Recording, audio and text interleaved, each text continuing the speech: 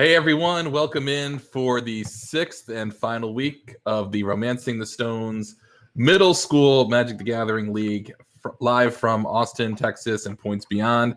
I'm Nate, and with me is Ty. Ty and I completed the league on Monday. Yeah, I got my first win against a non-bye when I beat you. And it was me. So I'm not going to get the last place trophy this time, which is probably like all I really wanted after I started off 0-4. So right, it's funny too because like I got pared down, so I wasn't like playing to finish last or anything at least, but so I don't have that to worry about. But I've got my deck for the next league already built. So I took that deck apart within the day and have a new one built. So I thought your deck was interesting. I mean, we talked a lot about it after the game was over. Yeah.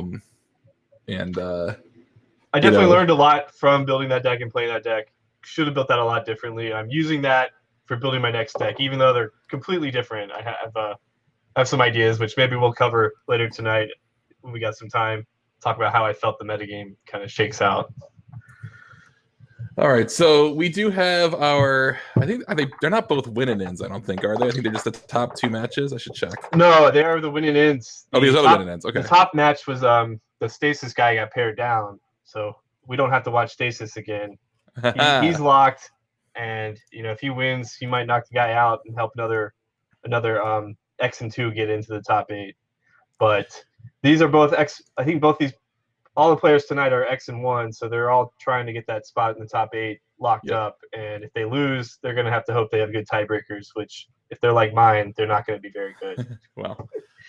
So we got Lorian, who is playing a blue-black version of Stifle Dreadnought. Yeah, this deck is pretty sweet. It's playing 4 copies of Limdol's Vault, which is quite a card. If you don't know what Limdol's Vault does, it lets you look at the top 5 cards of your library and put them back in any order, but you can put them on the bottom, and then you can pay life to repeat the process. So you get to kind of stack your deck for a blue and a black mana. You don't draw a card off of it, but it's an instant. You can do it. It's also an instant too. Yeah. So yeah. Which I think is the big draw. It's sort of like just a super impulse in this deck to an extent, with a little bit of upside.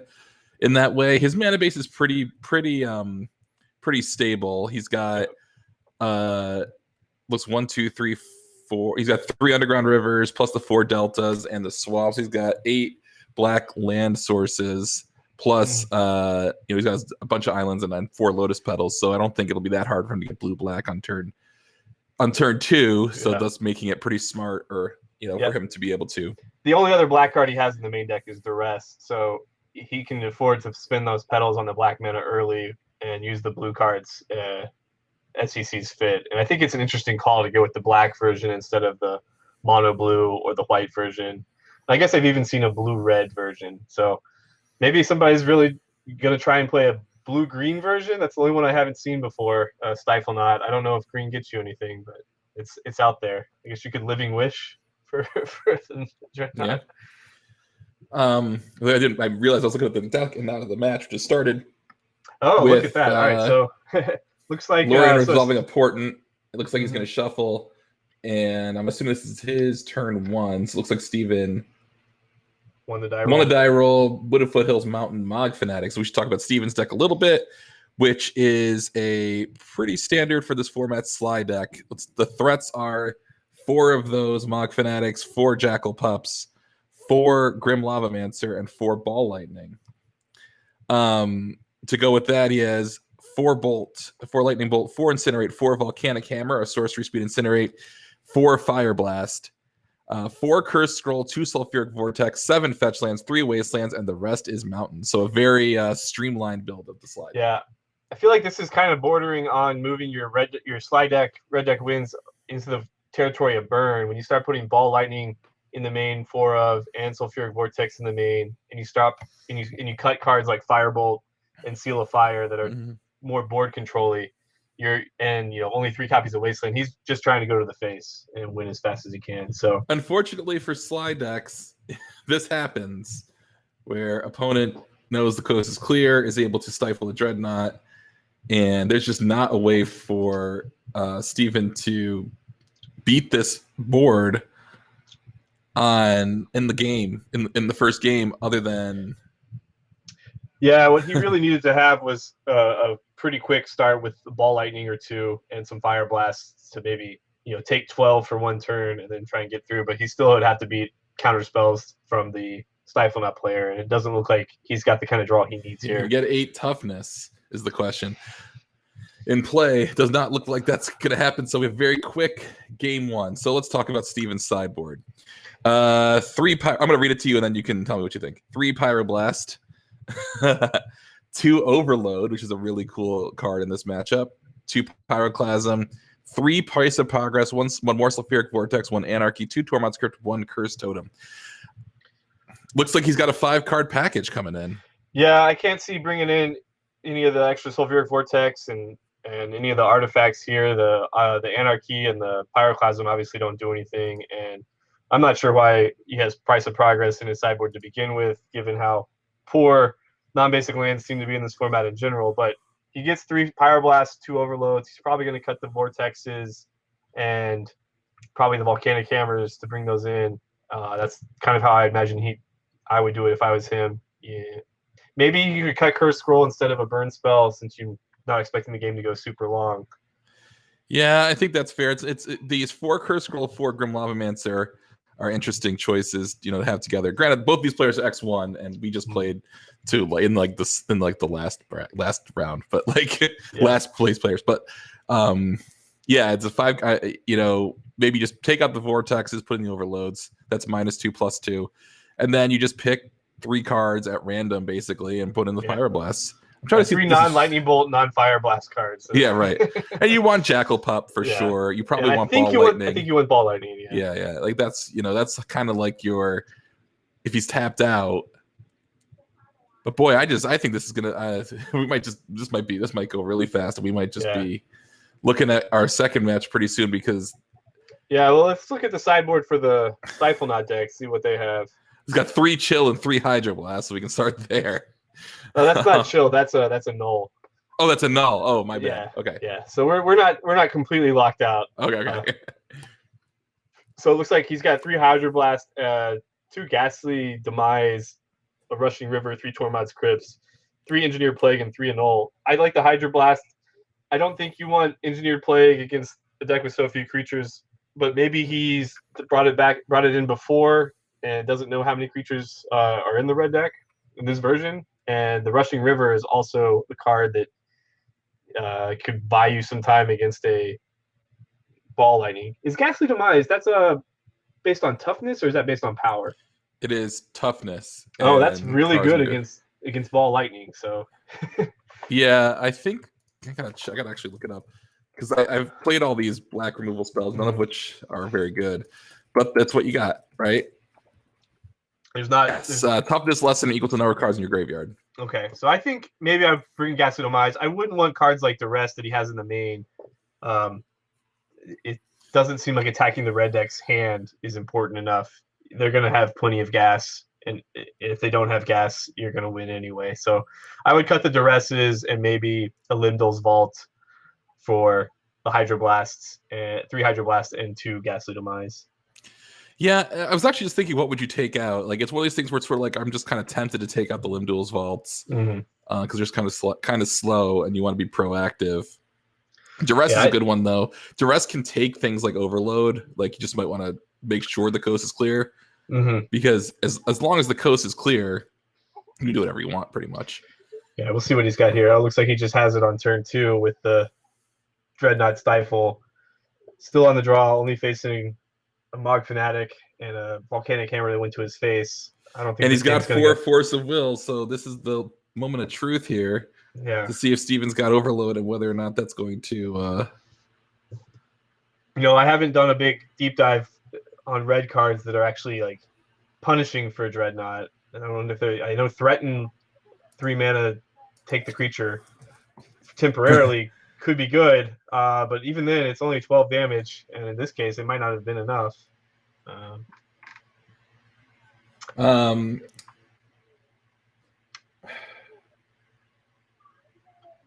think he's going to port his opponent here because he's got he probably has this locked up if he's going to show. He's going to look at the top 3 and make sure there's no overloads, no artifact destruction, and make it so that Steven can't get out of this. They just decided to show him all face up because it doesn't really matter. Doesn't really matter. Yeah, it looks like this one's over. Yeah. Did not a just the really bad matchup there, unless you really came packing it. But you would have needed like a crash, a couple crashes or something like that too. I think there's enough counterplay if you have like 4 Pyroblast and maybe a 3rd Overload, and if he just doesn't have it on turn 2 both games, if it's like a turn 3 or turn 4, you might have enough pressure to race. But having it on turn 2. You might. Well, we're not there yet. Maybe he's got it. Oh, he has a ball. Yeah, if he has a bolt, and the Bog Fanatic wins. I didn't think he had. We didn't think about what he was does in his have hand. 4 mana. Yeah. Yeah. Yeah, he does have the mana. If he has it, does he have it? He's gonna play around days. No, he can't. He has to go for it. It's just Pyroblast. Yep. That's an interesting game where I lost a game in the previous league playing a red deck where on turn 2 I played a creature and my opponent played Oath of Druids, and he played turn 2, he played Volcanic Hammer with the Pyroblast in his hand. If you just held up Pyroblast, he could have countered that Stifle on turn 2. But you gotta put pressure on him. Maybe Volcanic Hammer is not enough pressure. I don't know, but I think it would have been hard to win anyway. Yeah, a very difficult match there. Looks like they're going over their sideboard choices. Well, that was 15 minutes in. There we go. Maybe 10 minutes in. Well, I think in that case, we will. Yeah, we got to keep it going. Okay, let's talk about our match.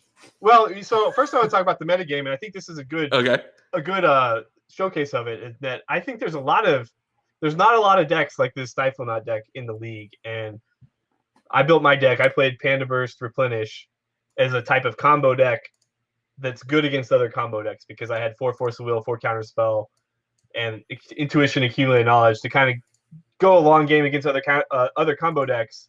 I'm not as good against the creature decks that I lost to because I wasn't as fast, but there's not as many combo decks going for the pure speed. All the combo decks that are doing well seem to be like survival decks, something like that. Stasis, I guess that's kind of a combo. So there's a lot of creature decks that are able to beat those slower combo decks, and there's a lot more creature decks than I would ever expect to see in a middle school league. And I know you're on one of them. I think your deck's pretty sweet, but I don't think it's a good choice. I'll put it that way. No, I was doing okay. I was 2-2, and then I lost the last 2 rounds. Plus, I went 4-2 in a pre-modern league with pretty much the same deck. Yeah. And I went 4-2 in this league last time with the same deck. So I've been playing this Squirrel Bombardment deck, which is kind of like what you're saying, where it's a slower, somewhat combo deck, but it's also kind of a creature deck. Right. Basically, like if my deck resolves Goblin Bombardment, I'm in pretty good shape. And I think your deck lines up fairly well against the rock decks of the format, where you have so much card advantage from your squirrel cards, flashback squirrels and stuff like that. Yeah, the main combo is to get Gamekeeper out with Goblin Bombardment. Then you can just cycle through your deck until you hit Symbiotic Worm, and then sacrifice that to the Goblin Bombardment. That's 7 more tokens, and then there's a lot to go. There's a lot to go on there, but it's been a blast to play. I lost, but the decks like yours where I just cannot answer a combo. Yeah, it's tough. I would say I'm prepared for a combo deck more like what Lorian's playing, because Pyroblast is just so good against decks that require blue cards. So not only is it good against Stifle Knot, it's also good against Donate, which we didn't see in the league, but is out there, and even Survival. Rob said he's played twice. Yeah, I've seen some Donate decks pop up, but Pyroblast just is such a strong card that I think it's the single card that keeps Psychotog from being playable. Yeah, right. I don't think Psychotog has a chance against red decks that play Pyroblast, and heaven forbid they play Goblin Pile Driver as well. It's just something that could be. Yeah, it's nightmarish. But Pyroblast kind of is like keeping the Psychotog decks down, and Psychotog is very, very, very good against combo decks because it has all the counter magic, it has duress, it has other discard if it needs it, and it also has like a 1-card win condition that can win as soon as turn 5 or 6, I think, if it has enough gushes and factor fictions. So it's the perfect anti-combo deck that just doesn't quite have the space to play in the format. Well, a lot of that has to do with what we were talking about with the black removal. Right. That it's just not good, and the fact that it doesn't hit black creatures hurts sometimes. Yeah, Smother's your best card, and it costs 2, which is kind of the format's so fast that it feels really bad. Even to play like a counterspell on turn 2, like counterspell is great, but you can, Lorien here is only playing 2 counterspells in his deck that's mostly blue because you just don't have time for 2 mana counterspell. I played 4 in my replenish deck because I was happy to take that turn off on turn 2 because I can't combo on turn 2 anyway.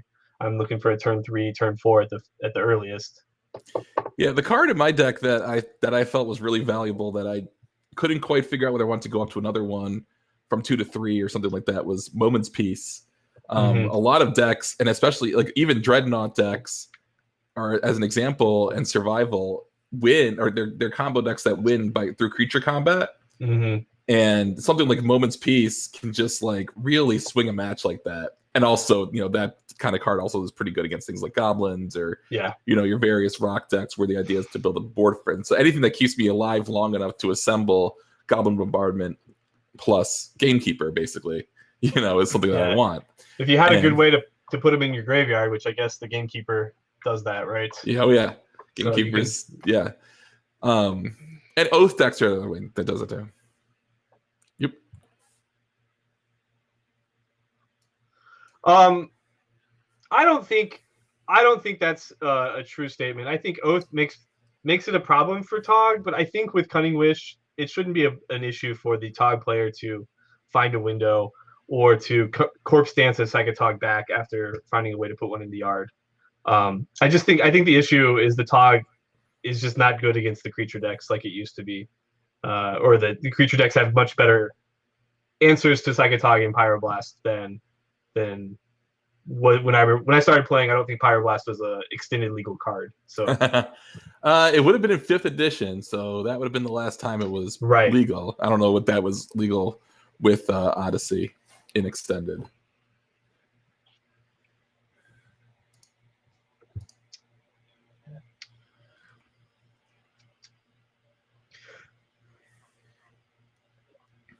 Yeah.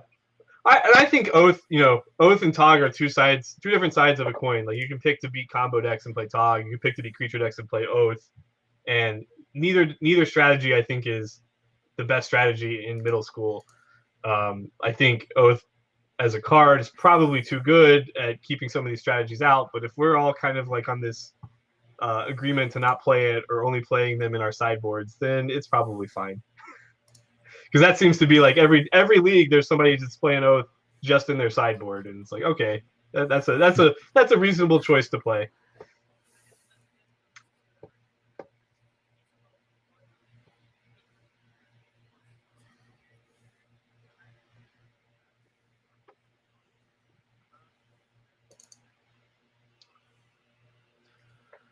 Well, I think you'd see a lot more goblins. I think that's the big deck that won our last league. It goes so wide and has such a variety of mana costs to get around Pernicious Deed, which is the second best card against aggressive strategies. So I would think that you'd see a lot more goblin decks because goblins also has reasonable tools against combo by making great use of Cabal Therapy, where you can rip apart someone's hand with 2 Cabal Therapies and a bunch of goblins pretty quickly. And you don't need a lot of goblins to kill. You need a Pile Driver and a War Chief, and that's 5 a turn. Yeah, Oath is an interesting card. Static Grip is saying that, like, you have to have a plan against it. Like, what do you do if your opponent has an Oath? Like, well, you hopefully have not played a creature on turn 1, which kind of does. Which it's bad. Well, but you can even like someone like a rock deck. a rock deck can play like man lands and stuff like that, and also like if they don't put a creature into play or give you a creature somehow with like Funeral Pyre or whatever, you can bide your time. Yeah, something like that, exactly. Yeah, Deed is also just good against Oath. Yeah, in general. So I think we saw that in one of the rounds. I think we saw Deed take out an Oath and something else. Maybe it was a survival though. Yeah. Was that last week? No, it was 2 weeks ago. It was Tweety. It was Tweety who did it. So yeah.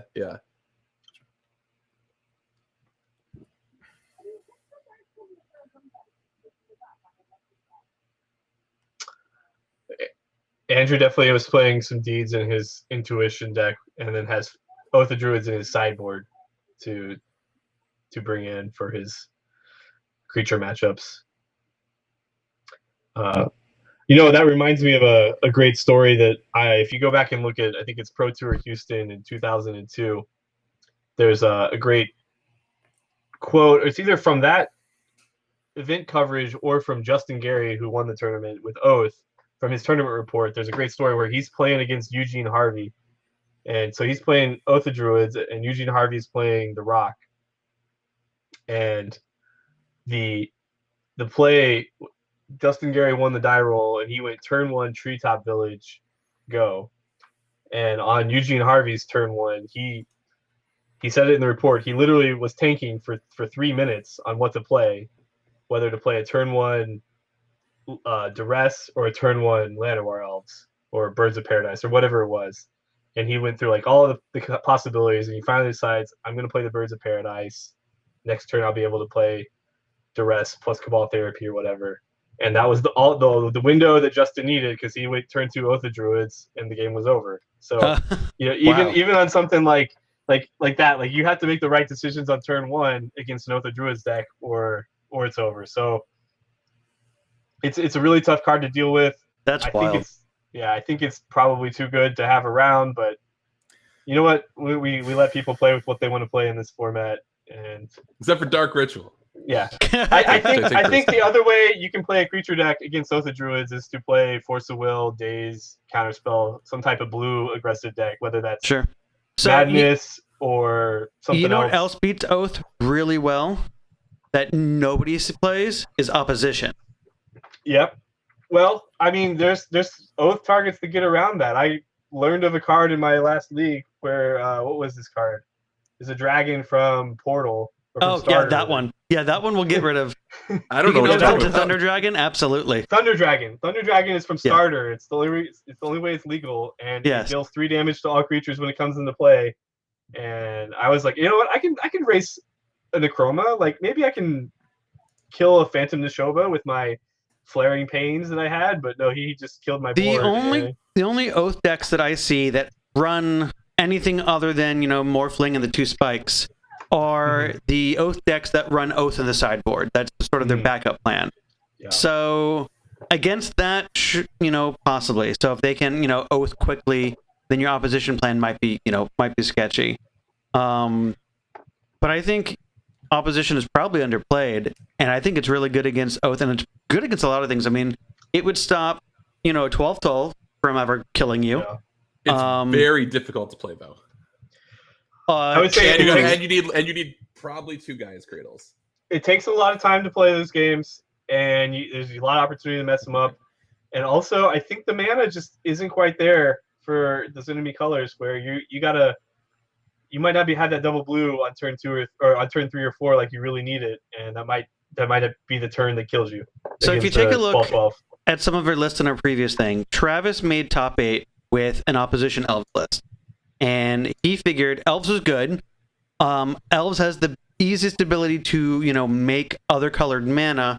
If you've got maybe 1 Yavimaya Coast or you've got Birchblare Rangers, you can make the double blue. Right. And if you're doing shenanigans with Wyrwood Symbiote, to untap your elves, it's not difficult to make double blue somehow. And you've got plenty of other mana. So that was one way I think to counter that sort of problem that you guys have said, or sort of mitigate.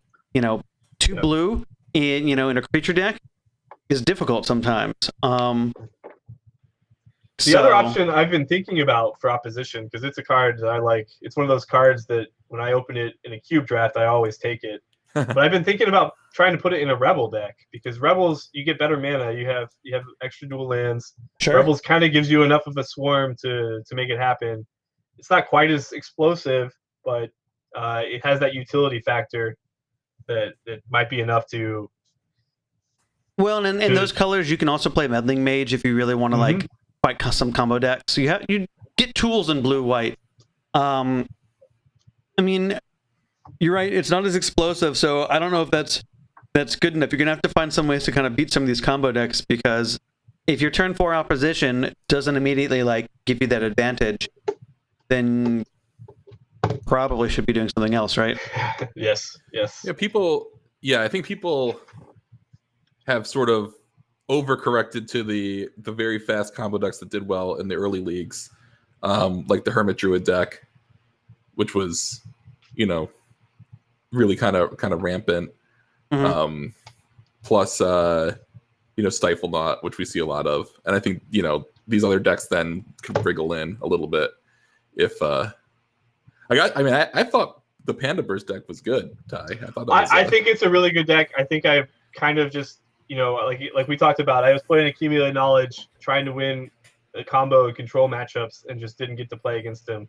Other than the time my first round against the Stasis deck, where yeah, that was no matter how many cards I draw, I'm not going to have the guy that has 12 free counter spells. So that was an issue there. But I think if I play against some more combo decks, more control decks, I would have been fine. But I played that, and then started playing against like the Rock, which is kind of tough, and just mono green giant growth deck that is just too fast. Like it's like turn too fast for me killing. And I think if I just built my deck, cut the Accumulated Knowledges, put in Careful Studies, and just try and kill on turn 3 or turn 4, I would have had a lot more success. And that's how I would build the deck going forward.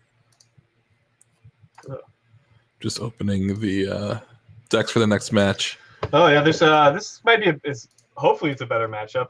We got so don't necessarily leave it spoil it yet, because our players could join our Zoom. Oh, that's right. At any moment here. So as much as I want to, whet the appetites of our viewers, we're gonna have to practice a little discretion. But it is gonna be good. I'm kind of thrilled. Now, here's what we can say: is it gonna be another combo versus non-combo? Well, can we even answer that? That's really hard to. I don't know how you. Sure. All right. So there, decks. Ambiguity, everybody. You tune in a little bit for more ambiguity. We'll find out. Well, that's exciting. I will say this is another week where we've had the same color combination in 3 out of 4. Might be time for people to start targeting that a little bit. We finally got to see the mountains on stream now. Unfortunately, didn't go very well for the mountains, so I'm very sad side. But it is nice to have some deck diversity, or color diversity, I suppose. Well, the color diversity isn't such a big deal. It's just interesting that because the decks play a lot of different cards. It's just interesting that they're concentrated in these 2 colors, which might give you an opening. Though I guess now that I'm saying, I guess I was wrong about that, because Lorian's deck did not play one of the colors I'm thinking about. Right. But last week we had 3 out of 4 decks in the same color combination, which, you could be set up for or not. Sure. So what do we think? Do we think Stasis is going to go all the way? Do we think anyone is prepared to beat Stasis? I think Stasis, it's a really good deck. I haven't watched all of the matches, but I know, it's really good against my deck when we played round 1. I think it's going to catch a lot of the decks that generally do well in this league, like the Rock decks, are going to have a hard time beating the Stasis deck. But I think against something like the Stifle Knot, I think there's enough interaction that it could go either way. And if the Stifle Knot's in there, we just saw Lorian win. I still think that's probably the deck I would pick to win over Stasis. What do you think, Nate? To me, I think we got to see some mountains in the top 8 to know for sure, because Pyroblast against that stasis deck is just going to be brutal. Like it's just going to be a one mana counter for anything they want to do, and especially if the slide deck makes it in, they're fast enough. Plus, they don't have to tap lands to cast Pyroblast, and sort of clean it up, right? So. Right. You definitely want to be fast so that they don't have time to just sit around and gush and find all the cards they need. And you also need to try and kill them before they find stasis, and that's probably your best bet. Because it's not easy for the deck to find stasis the way some of these other combo decks can find the cards they need. The deck just basically has mulligans, and I guess he has some impulses and gushes to find it important. But it's not a guarantee he's going to find stasis, and if you put a bunch of power of creatures in play in the first 3 turns, that might be enough if you can just get that 1 turn you need. So I'm being told by one of our upcoming players that they are aware of each other's decks, so feel free to talk the matchup as much as you want. Ready to go. Let's do that. Let's do that. We've got... I would say the one I'm most excited to see is this blue-green Enchantress deck from Jacob Hilty. It's got your general Enchantress cards are Growthy Enchantress, Enchantress Presence, Wild Growth, Fertile Ground, Elephant Grass, Cloud of Fairies, 3 Cloud of Fairies and 3 Elvish Spirit Guides to help accelerate your Enchantress cards, 4 Sterling Groves to find the enchantments you need, and then the real surprise here to me was 4 Earthcraft and 2 Squirrel's Nest as a combo kill. It definitely makes a lot of sense to put something in your Enchantress deck that actually wins the game as opposed to just trying to lock the game up forever. And they're both enchantments. They're pretty easy to cast off of Wild Growth and Fertile Ground. I think it's a really good call. I would like to see it just play 4 Squirrel's Nest instead of just 2. but you have 4 Sterling Grove, so. Plus, you have a big draw engine. You don't really want. So I'm going to cut you sorry. off there real quick, Okay. Nate. We do have both of our players waiting on our back end here, so we're going to go ahead and go to a quick break. Think about the cards we just talked about, and hopefully you'll see the cards you want to see talked about on the other side of the table when we come back. Yep. All right. See y'all soon. Okay. Thank you.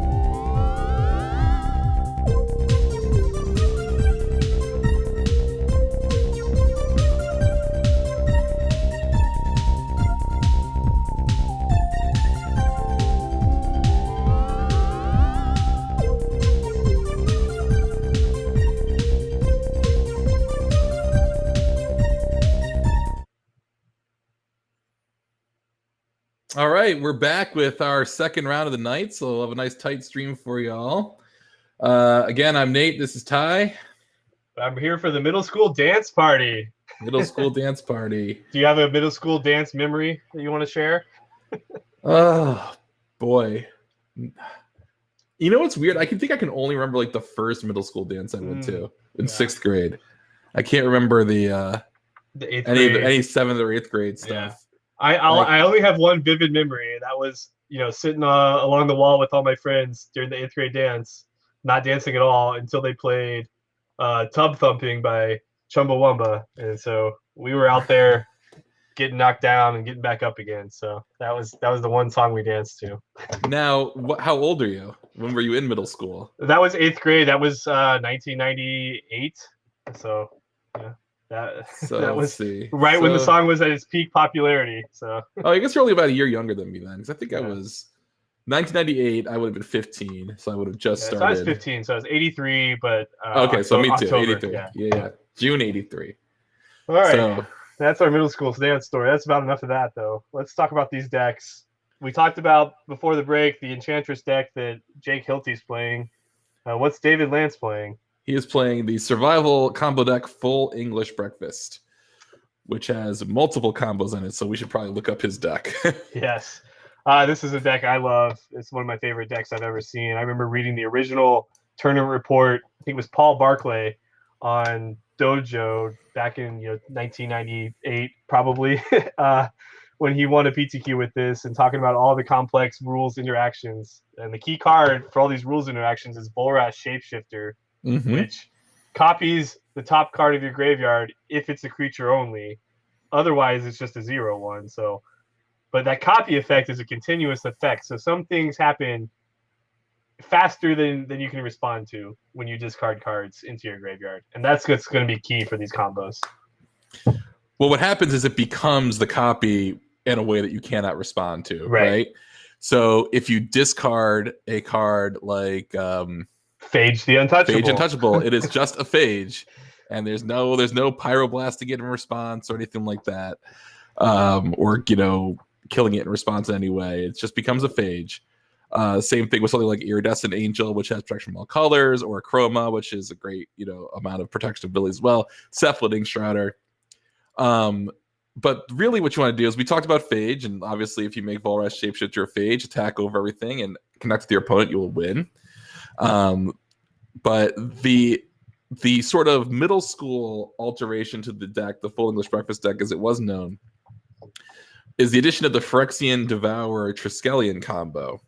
Right. So you want to explain this? This combo didn't exist when these cards were legal back in our middle school days, because Phyrexian Devourer had a errata that prevented it from actually working. But the way Phyrexian Devourer says now is you can exile cards from the top of your library, and it's going to get +1/+1 counters.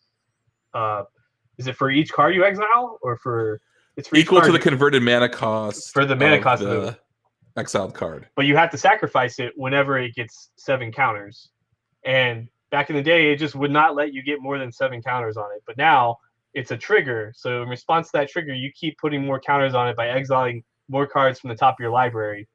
And then the last thing you do with that trigger on the stack and 20-something counters on it is you discard a Triskelion, and now your Phyrexian Devourer / Volrath Shapeshifter is a Triskelion with 20 counters on it. You remove all those counters. You do 1 damage to your opponent for each counter you remove, and that's going to kill your opponent. And I remember the first time I had heard of this, thinking it was a little dubious that might be better than any other sort of more compact combo like Phage. But I haven't seen a Phage win in quite a while. Yeah. In this game, it looks like we got a turn 3 survival from David Lance on the left after a turn 1 Birds and a turn 2 Mesmeric Fiend, which exiled the Sterling Grove. Jake only has an Exploration and Earthcraft and a City of Solitude, it looks like. No Enchantress effects, so maybe he had to mulligan and didn't quite find what he needed. Maybe he thought the Sterling Grove and Earthcraft was going to find him the combo, but the Mesmeric Fiend broke that up pretty easily, and there's not really any way for him to get rid of that Mesmeric Fiend in his deck.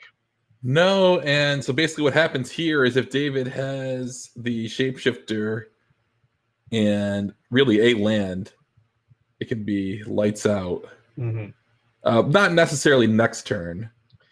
Yeah, I think he's a couple of mana short from casting the shapeshifter and getting that combo. I think he would need to have one of the pieces in his hand already. So if he had 6 mana, he could probably go find all the pieces he needs with 2 creatures in hand.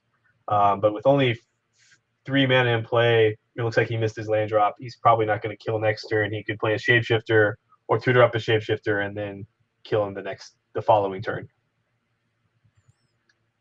I'm not trying to figure out what's going on. I just looked at a card being pointed to. I don't know what they're pointing to. It looks like there's a Cabal Therapy happening. I guess the Cabal Therapy took the Aura Silence earlier. It looks like somebody's searching their library. I don't know what they're searching for or from.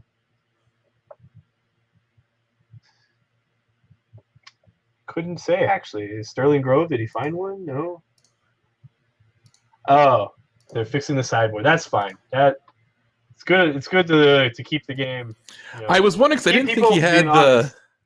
honest. Couldn't remember if he had the City of Solitude in his main deck. Yeah, that seems. Let's Yeah, I have the main deck pulled up, and he doesn't have it. It's probably supposed to be a Worship or a Words of Wind or something like that.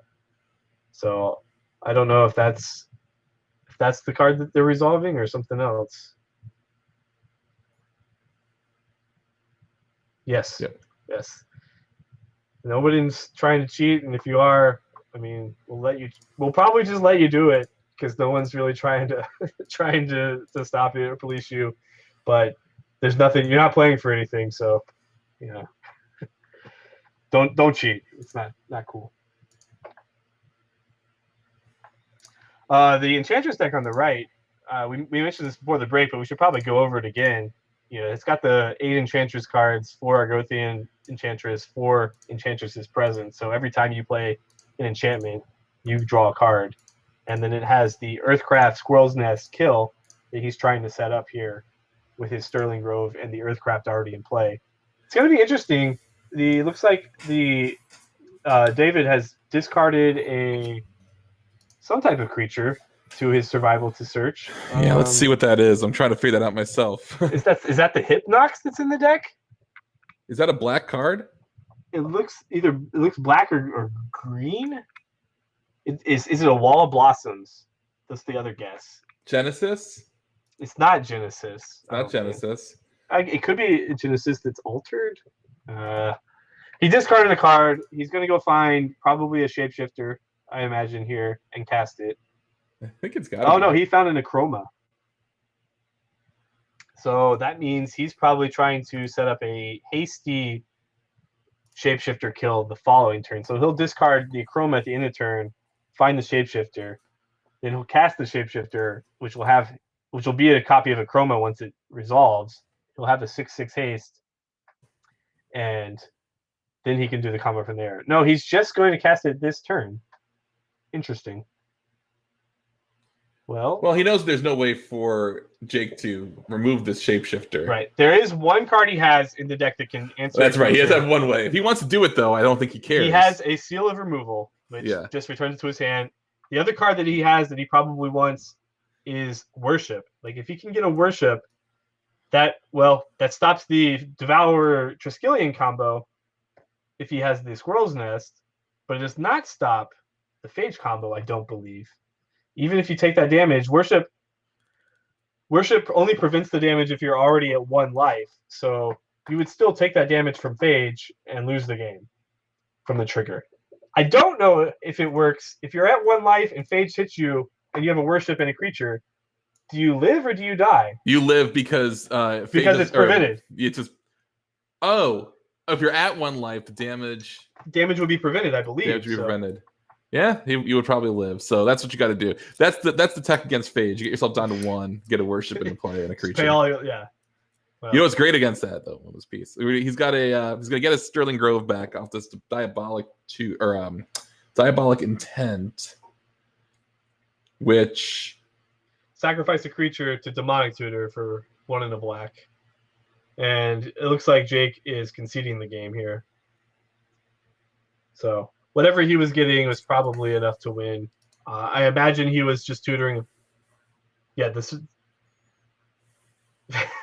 Oh, he blew up the survival and then he found another one and he conceded. Yeah. Okay. All right, so sideboards. The survival player has 4 duress, 3 naturalize, 2 spike feeder, a spore frog, a mana war, a spirit monger, and 3 tormod's crypts. I think you probably want the duress, probably all of the duress. They're a little bit better against a deck with basically no creatures.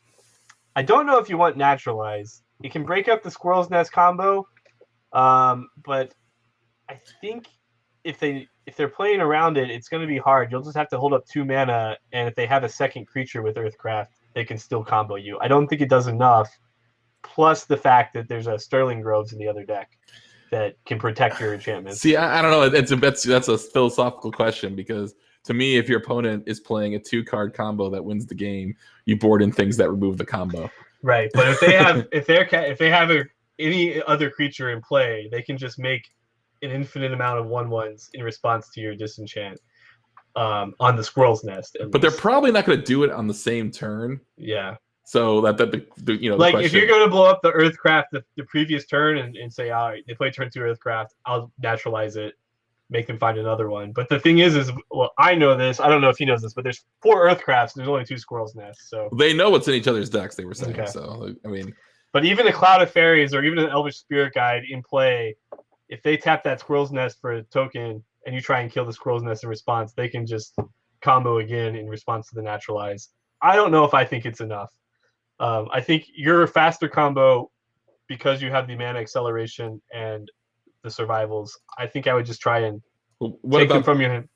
take the cards from the hand and not try and hold up 2 mana.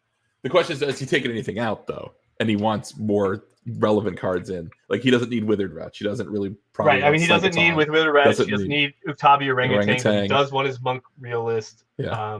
He has a Psychotog, which that's kind of a cool thing. I guess you can Chroma Psychotog. You probably don't need the Hypnox. The nice thing about Psychotog is that it makes your shapeshifter a free discard outlet. I think it'd be interesting to attack with a Chroma and then discard a Psychotog and then kill with a Psychotog. Well, actually, I don't know if you can actually do that. Yeah, I'm not sure how Psychotog works. After blocks, you can. If they can block it. You discard it instant speed, and so it loses its ability.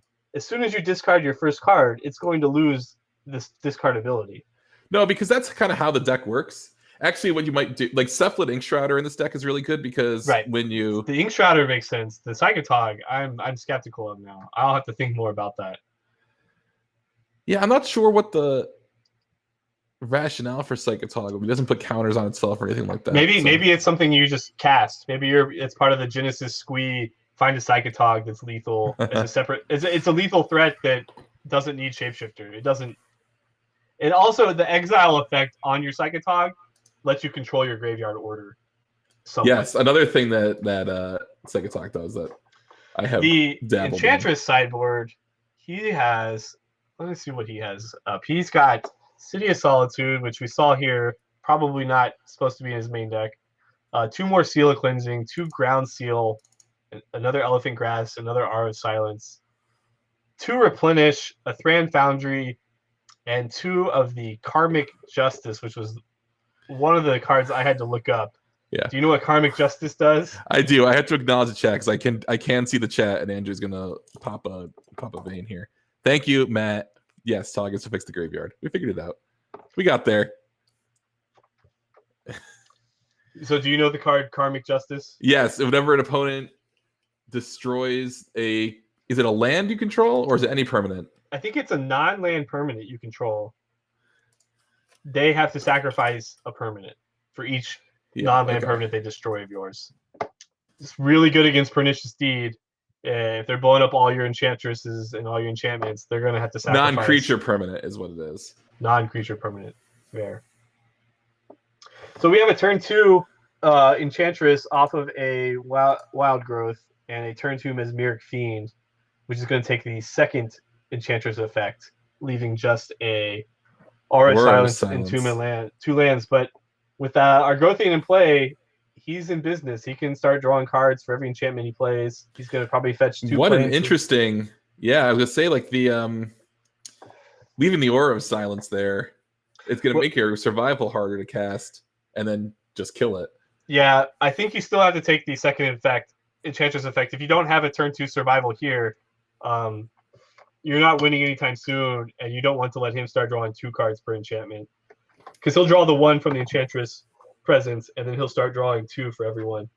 Interesting that he decides to fetch for a forest here. Interesting. That's very interesting. I guess he's got 2 Windswept Teeth. Yeah, but it means he's going to have to delay a turn on casting the Aura of Silence. So if he does have the survival, he's going to have a window to play it. He does have 2 planes in his deck, right? That would be. Yeah, so the Mesmeric Fiend, now he's going to get to take it, which will be nice. The second Mesmeric Fiend. Well, it's the same decision. Yeah. Yes, he does have. No, he only has 1 planes. It looks like that's a Brushland, a Plains, and a Sarah's Sanctum. So that's why he didn't cast it. He doesn't have. Oh, he doesn't have 2 planes. Okay, he doesn't have 2 white. And actually, so he's relying on Fertile Ground or his City of Brass or his Sarah's Sanctum or Brushland to cast this card. Oh, he drew City of Brass. City of Brass. Yeah, there you go. So there we go. We'll draw 1 for our Aura of Silence this turn. Of course, Mesmeric Fiend can't even chip away under the Elephant Grass. Yes. I don't think chipping away is going to matter for either side. I don't think life totals are going to be a huge deal. I suppose with the City of Brass in play, it could come up, but I think we're several turns away from that. So we got 2 green floating. We draw a card, and it is an Argothian Enchantress. Well, all right, we're off the top, but we draw 2 cards for every enchantment we draw, and our deck is mostly enchantments. Yeah, he's drawing a lot of cards. The question is, where does that go from here, right? So we've got 3 mana. I would guess. Yep, Shapeshifter. He found the second blue source he needed on Gemstone Mine. Can't imagine he's got a lot more left in his hand. Obviously doesn't have survival, so probably going to try and wait out the Elephant Grass before he starts attacking. Elephant Grass makes you pay 2 for each attacker unless they're black, and in that case they can't attack at all. Did you know that's one-sided? So if your black creatures can attack underneath an Elephant Grass. Oh, I mean, I feel like Propaganda is one-sided, so I would have probably assumed it's one-sided, but maybe the black effect, yeah, it's not like Light of Day. It just makes all black creatures not. But if you have a Darkest Hour, that your creatures can attack and their creatures can't. Now you just need to pay. Then you just need Reap. Yeah, then you just need Reap to swap out your Elephant Grass every turn, and you just attack with your White Knight or whatever. Oh, sorry, I'm leaning over. Yeah, gotta. I'm like actually looking back and forth. All right, so we're taking some damage here. We're playing 4 mana with 1 up and discarding Phage.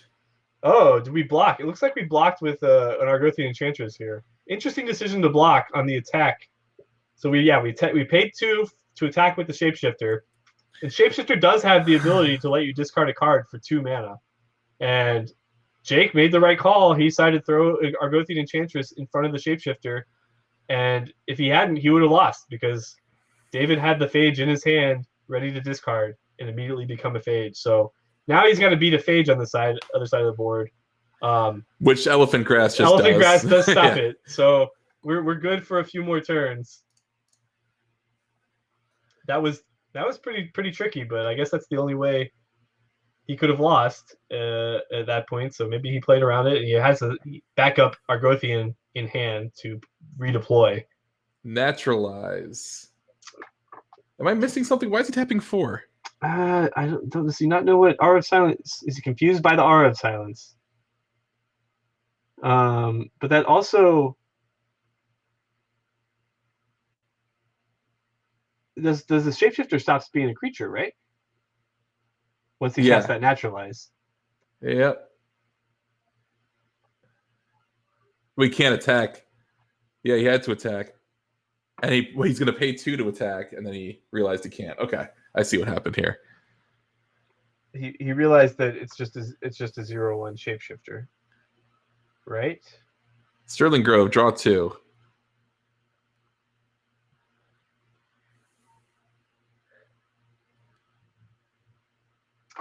Yeah, I think it's interesting why he paid 4. I'm not sure that makes sense because I think I see what happened. I think he rewound. Okay, but I still would have thought he would have attacked with the Mesmeric Fiends now that the Elephant Grass is gone. Unless Elephant Grass does something slightly different than I thought. No, Elephant Grass is what it says. Okay. Black creatures can't attack. Everyone else propaganda. So as long as it's gone, he could have attacked with those.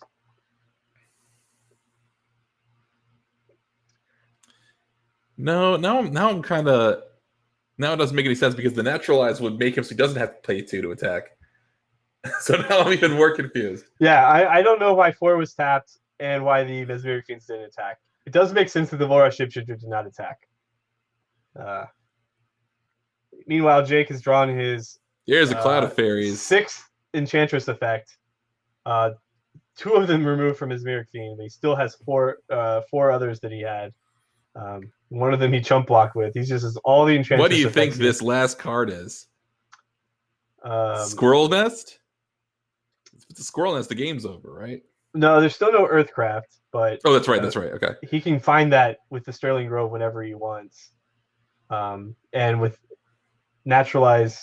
one naturalize down, he probably doesn't care to keep the Sterling Grove around.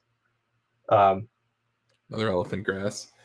Really good against David's board here of 3 black creatures. 2. Yes. It's surprising how effective the Elephant Grass is here. Yep, and now he's going to sacrifice with the 3rd trigger on the stack to get a worship.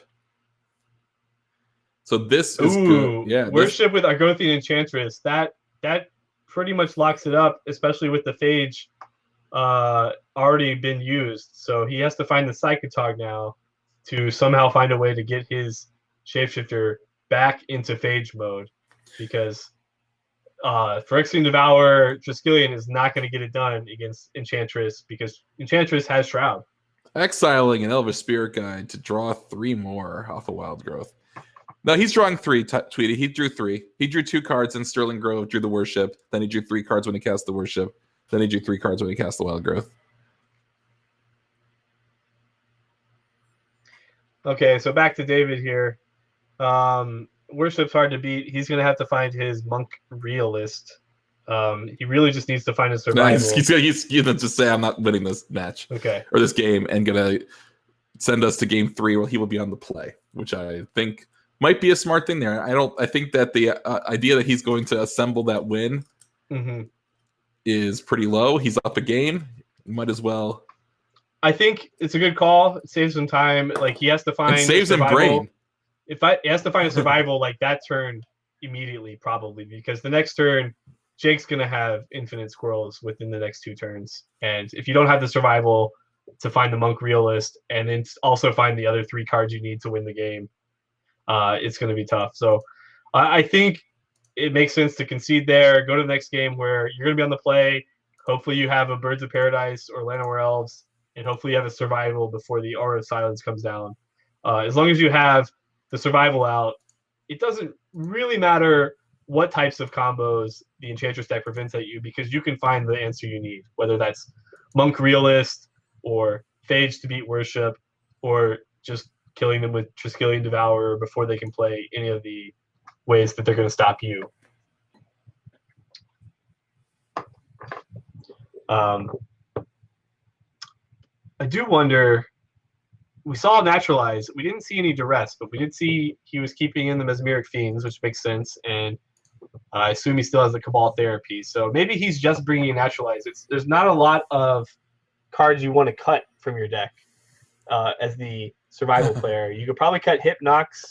You could probably cut the You could probably trim a way to make your guys unblockable, whether that's Iridescent Angel or the Ink Shrouder, and you could definitely trim the Uktabi Orangutan. We got a couple mulligans happening here.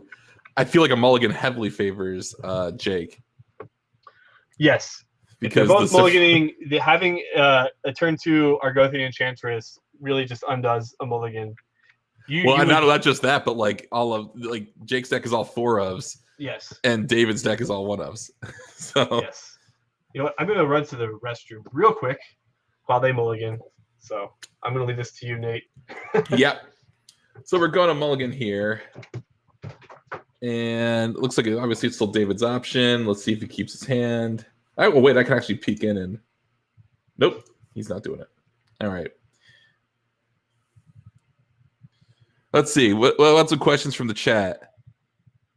Who wants to ask me anything while they're resolving mulligans? Would you like to ask about the Rochester, New York garbage plate? Home of the garbage plate. My mom sent me this for Easter. So, my favorite card. Good question. Kurt Ape.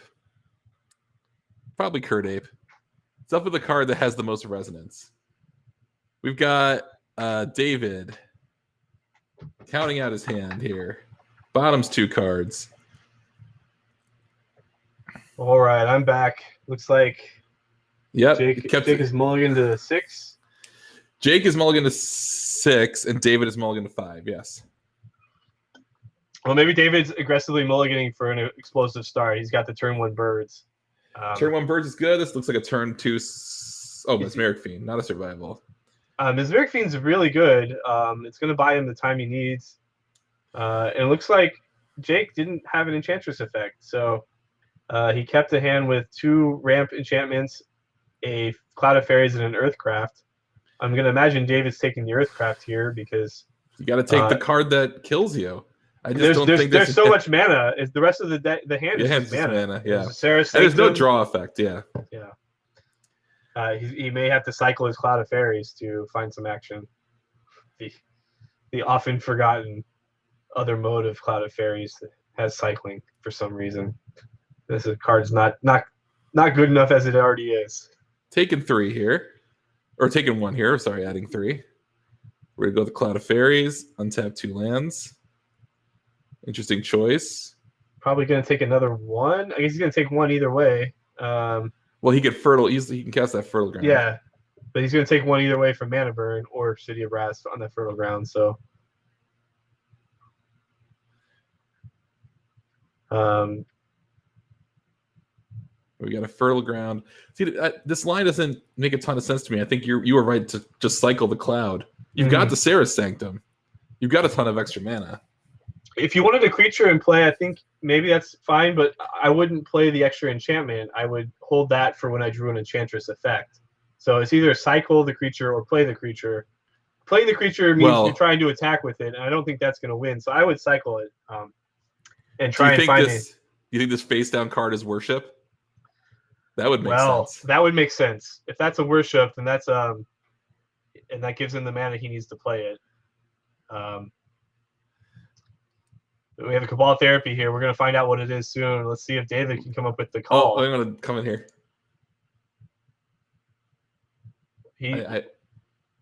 What did he name? I didn't unmute it in time.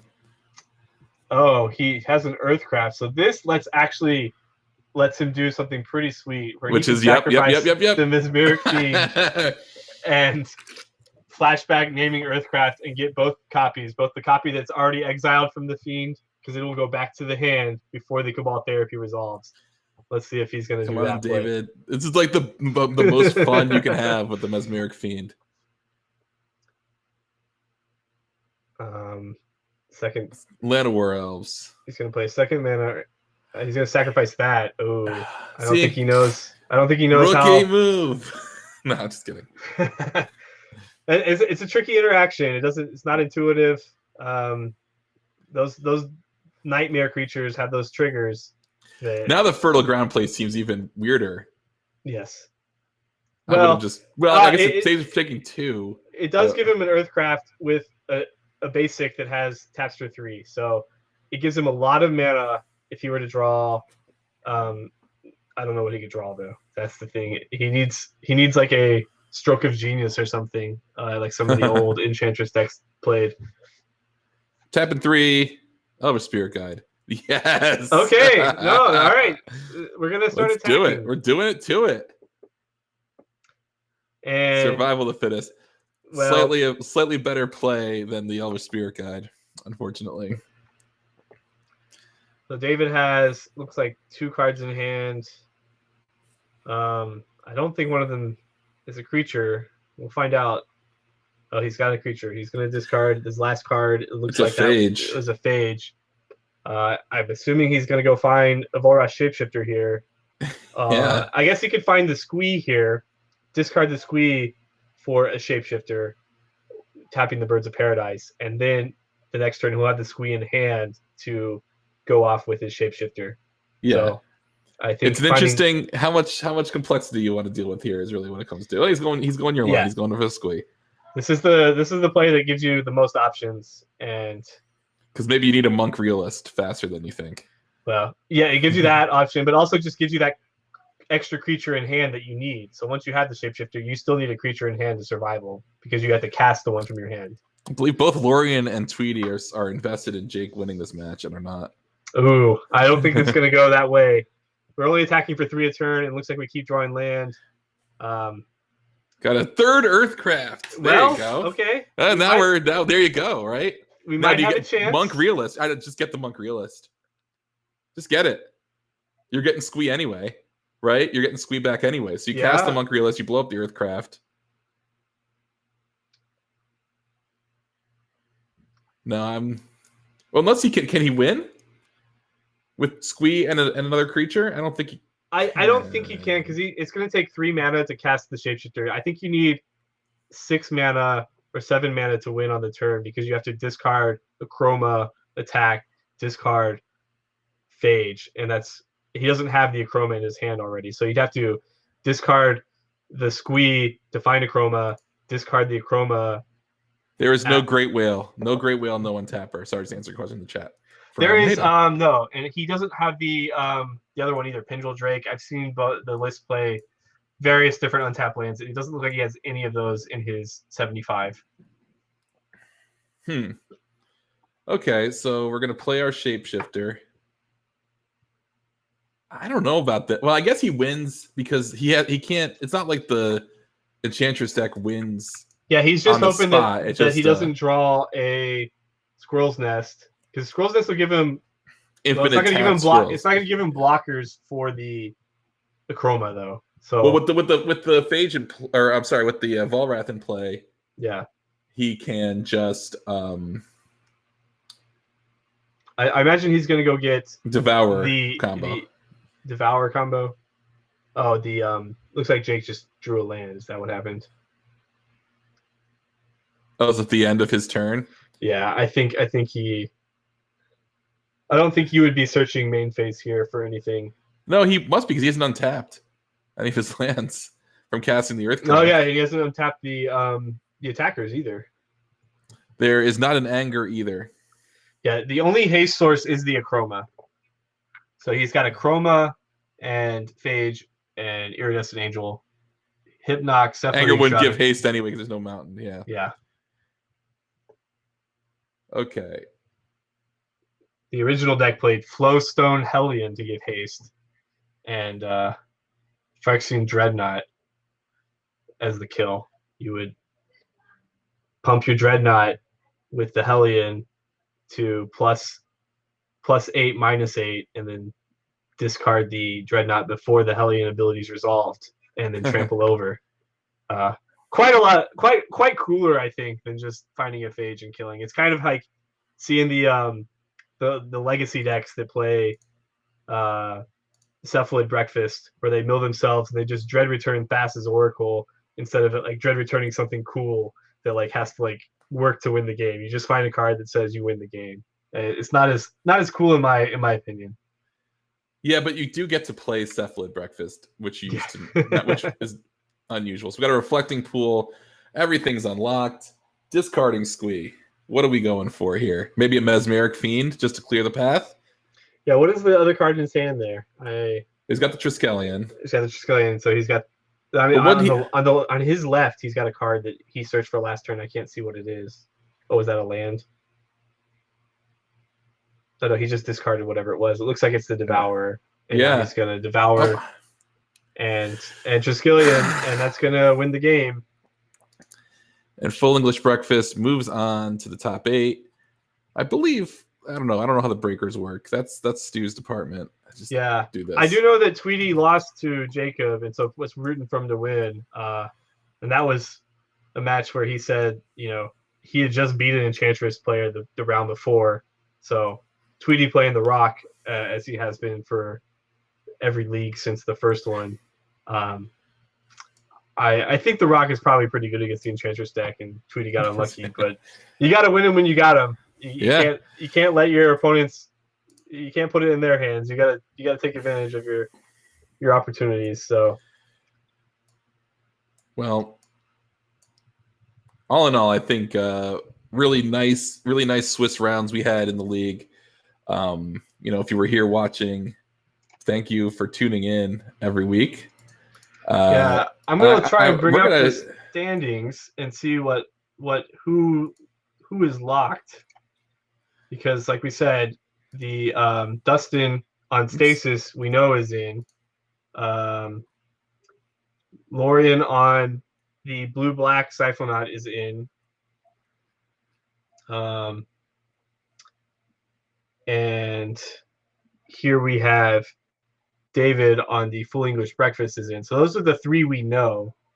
I haven't seen anybody reporting, so they're all reporting to Stu. So I couldn't tell you who's winning between the other matches, whether or not Dustin won his match to go to 6-0, or if he lost, which let his opponent into the top 8. Yeah, Stu deleted the standings. He doesn't like us being able to look at them.